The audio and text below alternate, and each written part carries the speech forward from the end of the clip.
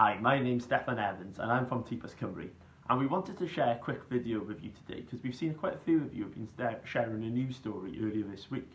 That story was to do with a case that took place in London that was looking at whether it was permissible for landlords and letting agents to prohibit applications from people who wanted to be tenants who were in receipt of DSS funds, so Department for Social Security money, so things like housing benefits.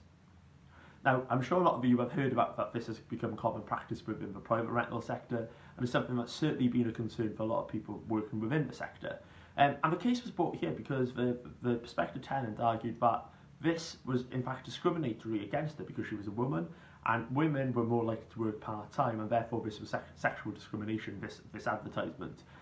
against DSS payments. Now, a lot of people have been sharing about that this judgment said that this in fact was discriminatory and this wasn't permissible, but that's not quite what happened.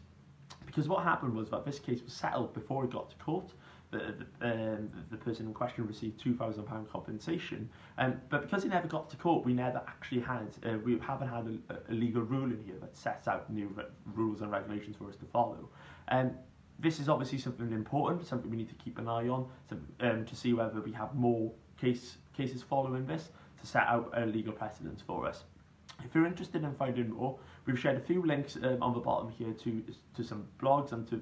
one of them by a leading housing lawyer, and another to the original story at the BBC, which tells you a bit more about the context here. But hopefully you found that information quite useful.